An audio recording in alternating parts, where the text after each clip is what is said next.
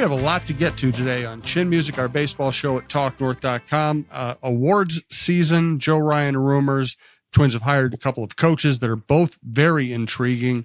We'll get into some philosophical stuff about the Twins and baseball as well. Talk about World Series ratings and gambling. We'll get into all that here. The lineup today: Roy Smalley, former Twins star, former Twins broadcaster; LaVelle E, Neal III, baseball guru from the Star Tribune, also columnist at the Star Tribune. I'm Jim Souhan from Talk North and the Star Tribune as well. We are coming to you from the Aquarius Home Services studio. It's Scott for Aquarius Home Services. Yep, Jack Frost is back, and he's not just nipping at your nose. He's eyeing your furnace and those leaky faucets, too. Don't let him crash your holidays. Call Aquarius and get $98 off any plumbing or furnace repair. Enjoy your holidays and let Aquarius take care of your home service needs.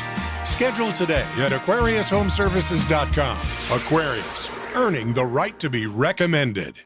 Hey, this is Randy Shaver. Along with Kevin Gorg, we host the show Fantasy Huddle on Talk North. Each week, we're going to break down the matchups for the NFL season and try to give you the best chance to win your fantasy football games each and every week. Join us for Fantasy Huddle on Talk North. And Chin Music is also presented by OnX Maps. Thanks also to Minnesota Masonic Charities and Clamshell Beach Resorts.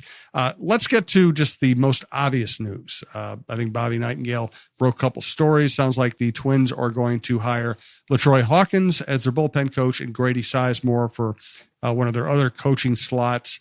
Let me go really big picture before we get to these individuals. Roy, in your experience, how much of a difference do coaches make? Oh, that's a fascinating subject. I think really good coaches make a huge difference. And it's pretty.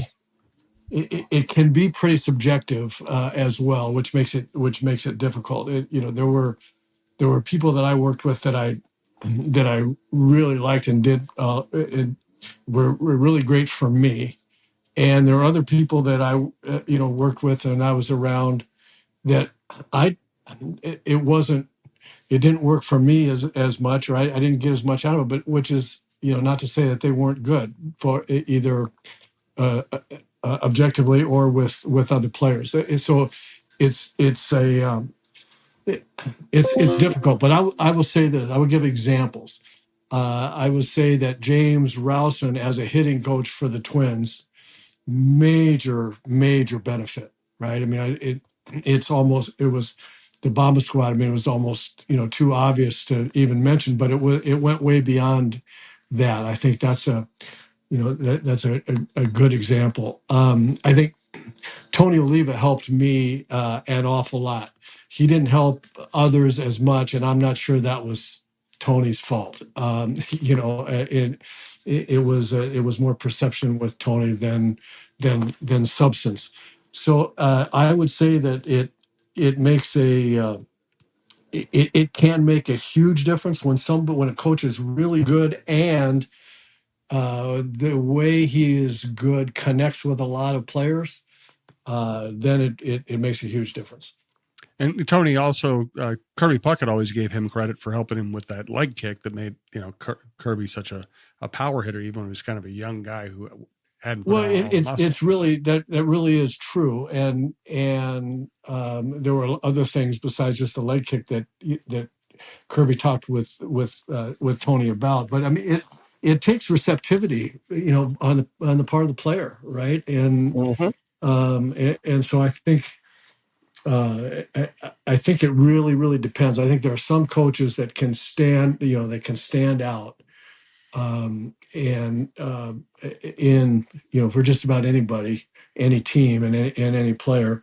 And there are other coaches that it depends more on, the receptivity from the players, and maybe that's partly on the, on the coach as well. But I just think it's, I like good coaches. I always have. I had a lot of mentors in my career.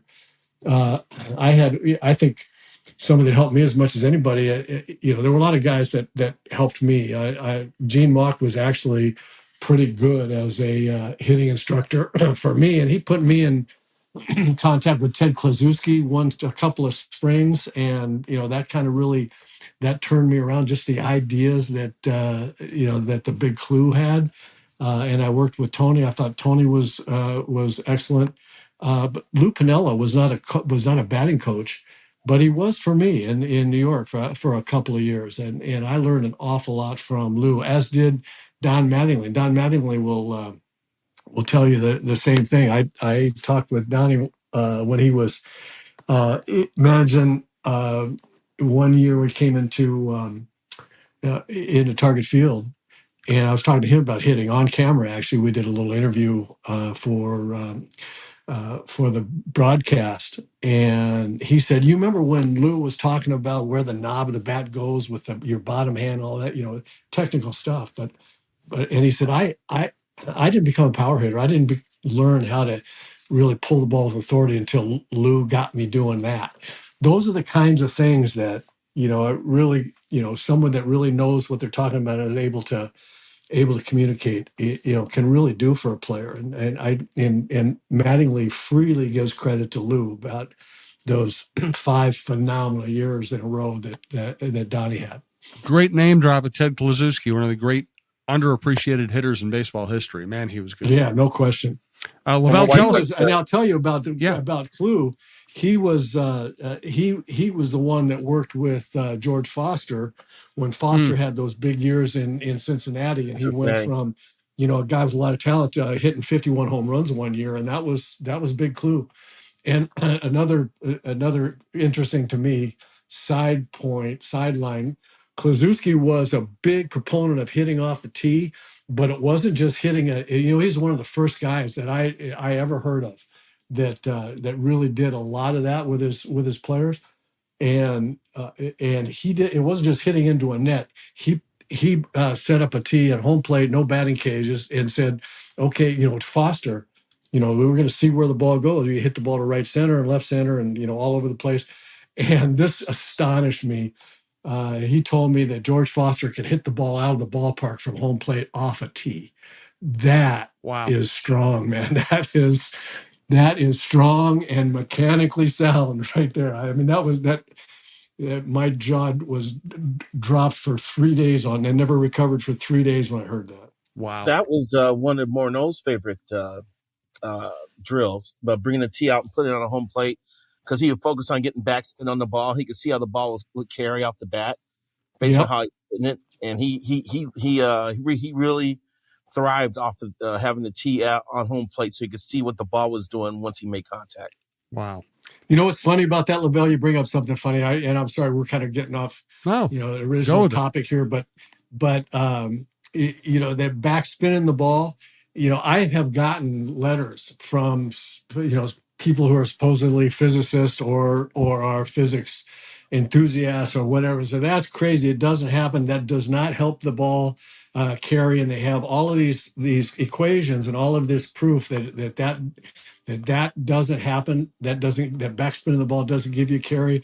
And every good hitter in the big leagues will absolutely tell you that it does, from Justin Morneau to Paul Molitor to everybody else that I've ever talked to about that. So I don't know about the physics of it, but ball players know it makes a difference. Fascinating.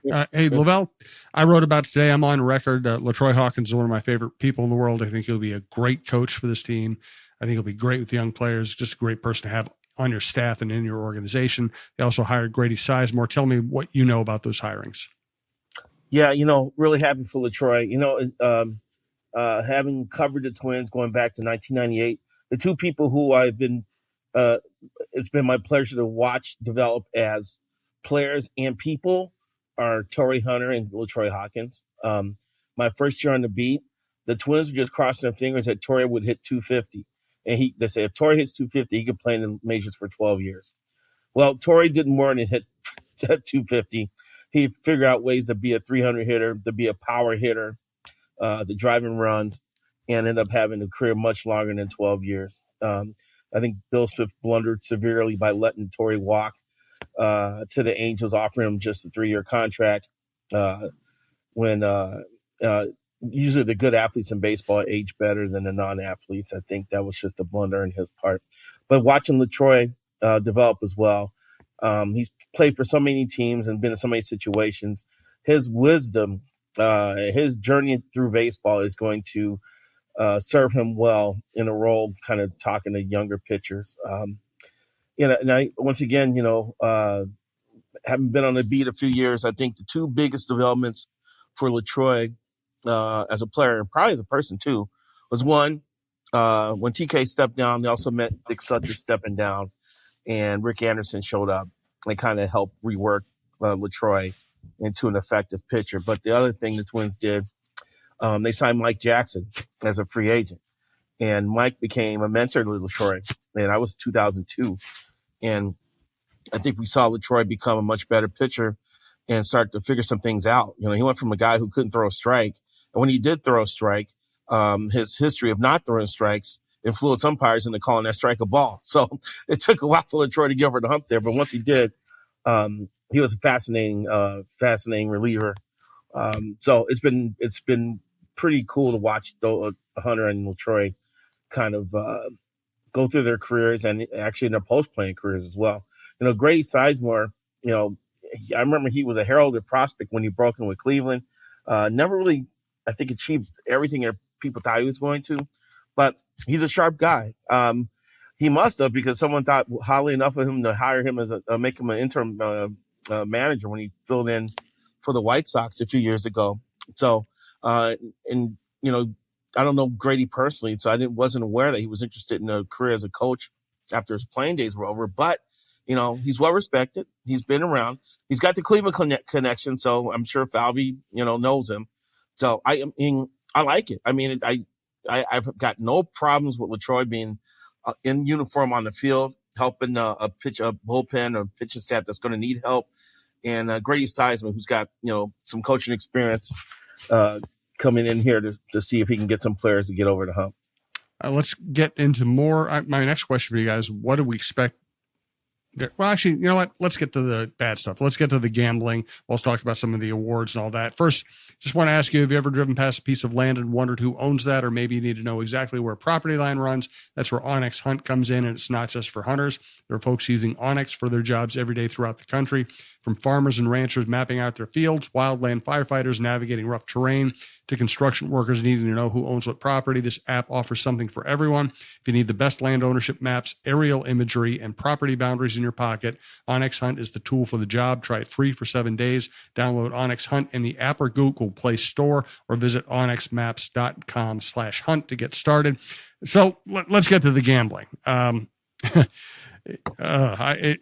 It's so disgusting, and and the root of it, I mean, baseball used to have the big warning sign posted in the clubhouse: nobody can bet on baseball.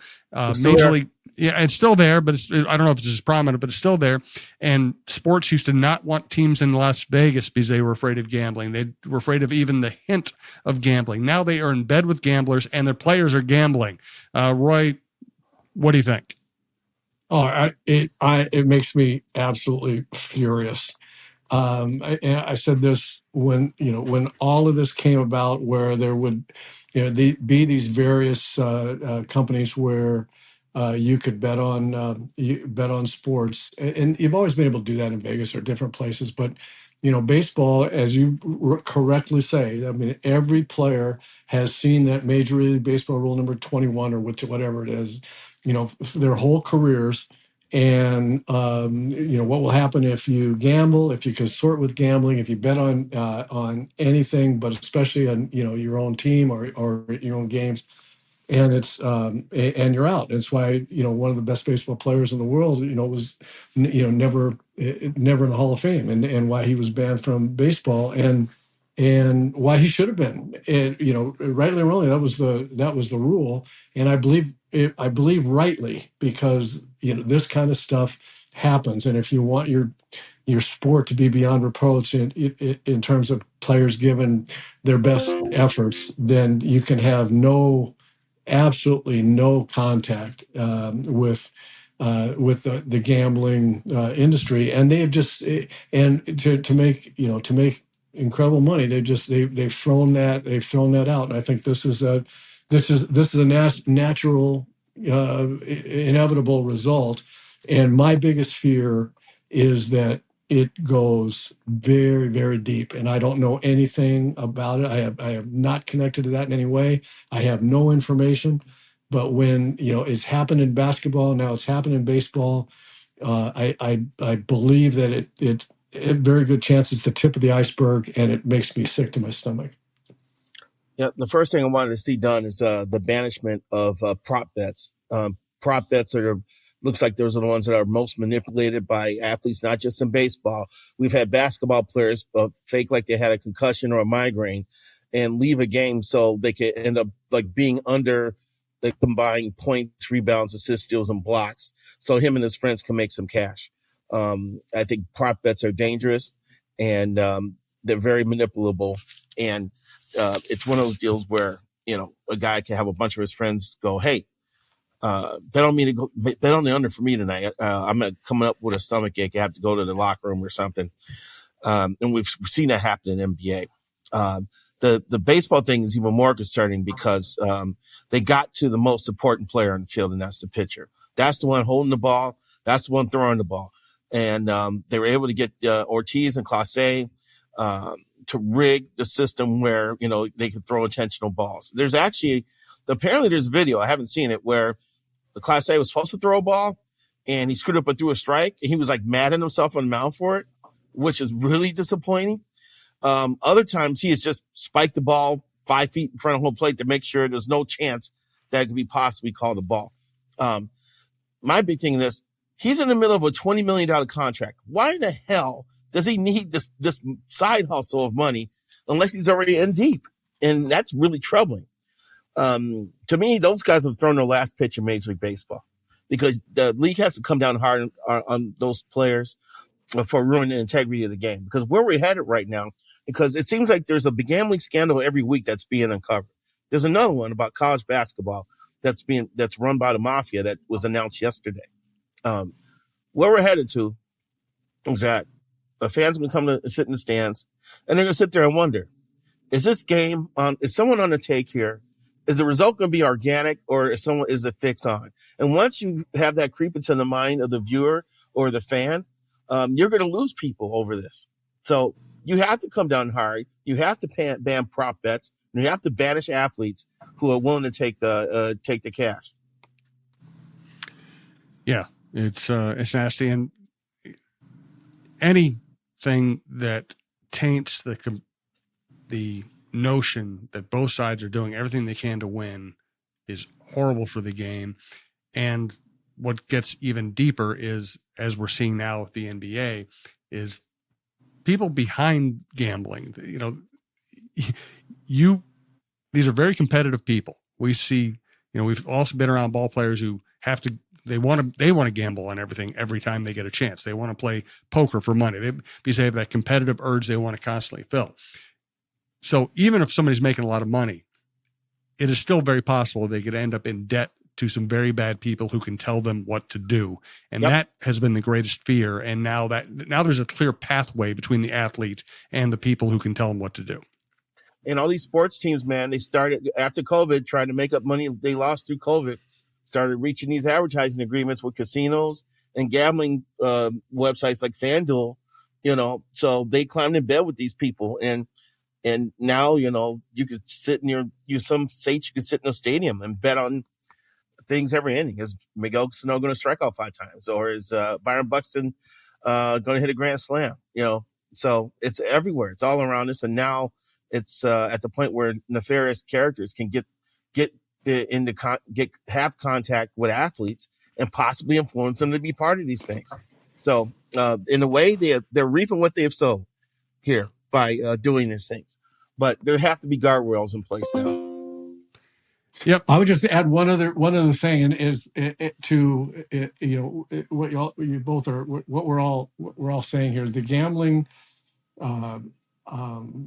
If it's not addiction, just the gambling urge is just part of society. And whether it's, and you're right, Jim, it's players are competitive people, but people are competitive. People like to gamble.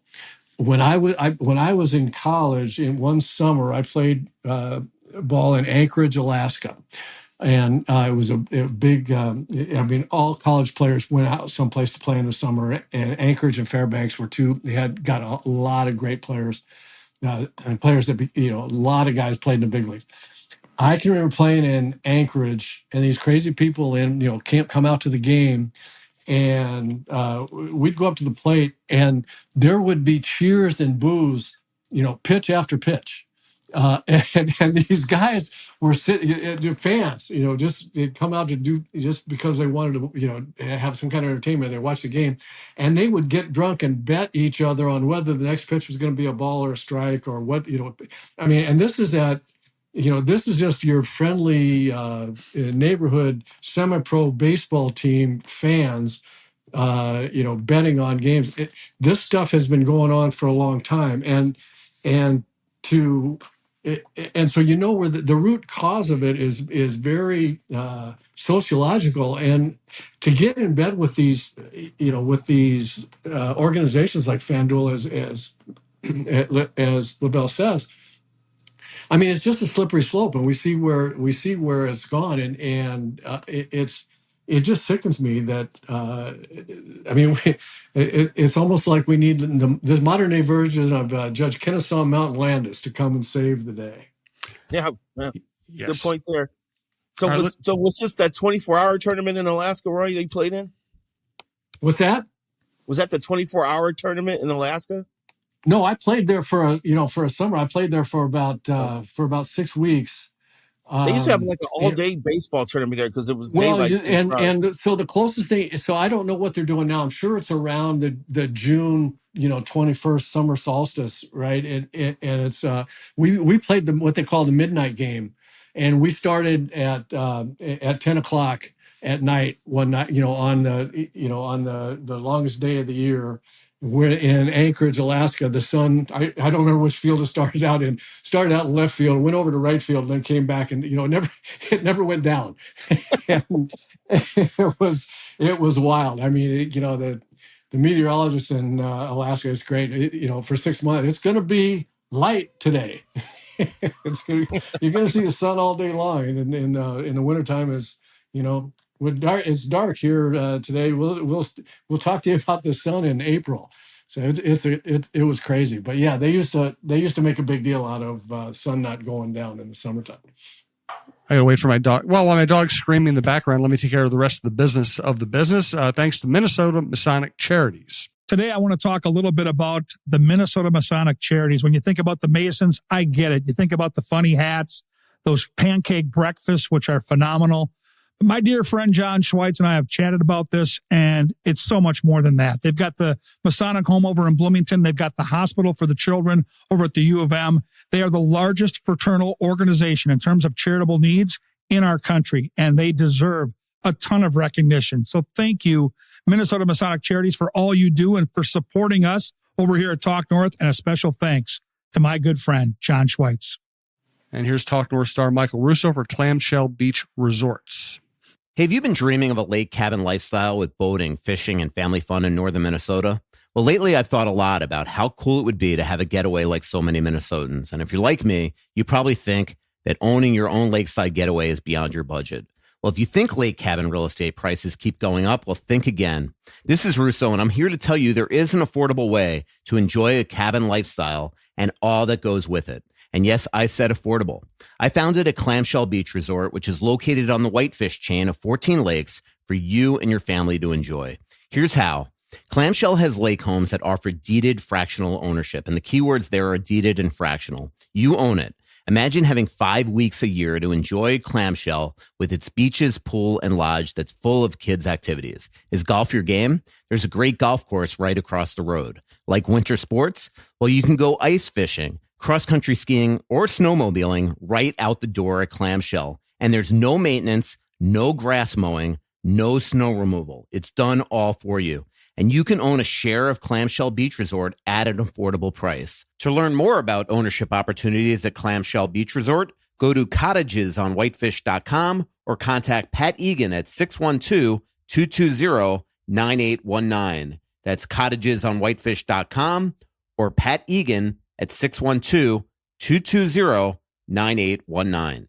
I don't want to go award by award here, but did anything jump out at you guys about this award season and any individual awards to start with LaVelle? Bummed out that Cal Raleigh didn't win AL MVP. Yeah. I think for what he did and the position he plays, the catching position is one of the most vital, if not the most vital position among the position players on the field, man. The things that are required of him, the physical demands, we covered a Hall of Famer in Joe Mauer who needed to arrive at the ballpark at 1:30 in the afternoon to get ready for a 7 o'clock game. It can beat you up. It can wear you down. And Raleigh was able to handle all that while having a prolific power season. And where would Seattle be without him? I just think he was the epitome of most valuable. I mean, all respect to Aaron Judge. The feared slugger of this generation for sure. But I just think if there was a year for him not to win, it should be a year in which Raleigh receives the honor that he deserves.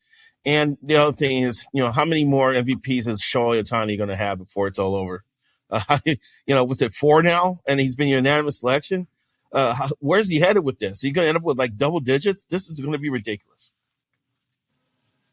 Yeah, interesting comment. If there ever was going to be a year that Aaron Judge didn't win it, it should be this year. It should go to Cal Raleigh.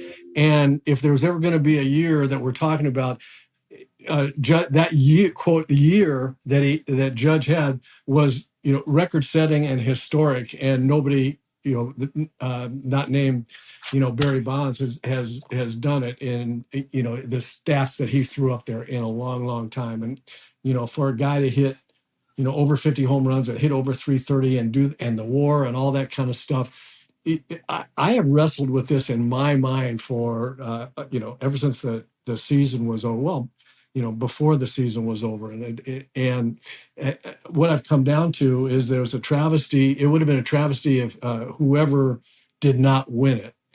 My heart is with Raleigh for all the reasons that you say, LaVelle. I don't think anybody truly appreciates how hard it is to catch in the big leagues on many levels, and that pitching staff arguably is what got them to the playoffs and went a long way in the playoffs. And he handled that pitching staff to the tune of 121 ball games, which is also hardly ever hard, and had zero. I will say it again: zero pass balls, zero in 121 ball games with 13 pitchers that he had to deal with and prepare for every day. And the reality of the situation is that Judge crushed him in all offensive categories other than the number of home runs. I mean, just really didn't just barely beat him. I mean, he crushed him, and this was a historic statistical year for Aaron Judge. And I would hate to have had to vote, because I would have voted for Cal Raleigh. I know what it takes to do defensively what he did and hit the home runs that he hit and be as valuable to his team as he was, offensively, even though the numbers weren't as good as Judge's. And I would have voted for Raleigh and been sick to my stomach that, Aaron Judge wasn't getting an actual recognition of the year that he had, because it was, truly incredible. So I would never want to set this precedent. But if ever, I will now paraphrase you, LaVelle. If ever there was going to be a year where you award co-MVPs, this would have been the year. Good stuff. Next week we'll talk about the Joe Ryan rumors, what they're going to do with the bullpen. We'll ask what will Derek Shelton do differently than Rocco Baldelli. Today we are going to get into our Booze and Blues segment. I'll be honest, I don't have anything I'm really passionate about today. Anybody have anything to contribute to Booze and Blues? I just had the other night, and now I've forgotten the name of it. It's I just had a really nice bourbon and the other night, and LaVelle, you probably know what I'm talking about. It's called Angels Envy. Angels Envy. Angels Envy. Yep. I had never had it before. Bartender, my wife and I went and sat at at the bar at a steakhouse near us. Had a wonderful meal. I wanted to have haven't been drinking a lot of bourbon lately. I'm mostly a wine guy these days, but I felt like having a bourbon before my big steak. And I said, just what do you got? What do you recommend? Because I know about all this and this and this and this. She goes, have you tried Angel's Envy? I said, no, I will try it with a big ball of ice in it. And I thought it was really, really good. I love the ice ball as a touch there. The thing too, it's funny because I'm in Sioux Falls, South Dakota right now. I'm covering the U.S. Olympic curling trials. Oh, there's some bourbon drinking going on there. Well, big Mostly surprise. cheap beer with that crowd. I found a cigar lounge yesterday. Oh yeah? Oh, I'm shocked. And I got to a great conversation with the bartender about bourbon. And I'm also shocked. And we noted that he did have Angel's Envy. It's funny that you brought that up, Roy. And my preference is the Angel's Envy rye is great for old fashions. I think if there's some bourbons that are made to really make a old fashioned rock, Angel's Envy rye is like my choice for that. So funny you brought it up because we did talk about Angel's Envy last night. We also talked about Stag. He's got Stag on that wall, and Stag is a fantastic bourbon. It's hard to find, especially in Minnesota, because all the distributors just fly over the state when it comes to dropping off booze. But anyone who's listening to this podcast, if you like bourbon, Stag is a full-bodied, full of flavor, hard to get bourbon that I wholeheartedly recommend it. But also, Angel's Envy 2 is very good. I'm glad Rory brought that one up. Good. I said I had nothing. Thanks for carrying me this week. That was good stuff. We'll have more to get to next week. Thanks to everyone who listens to TalkNorth.com and this show, Chin Music. If you like it, please subscribe to your favorite podcast app. Go to TalkNorth.com. You'll find we have the best lineup in town. Rosen, Randy Shaver, Don Mitchell, Russo, LaPanta, Krasinski, Alec Lewis, Jeff Diamond. The list goes on and on. We do appreciate you listening, and we will be talking to you next week.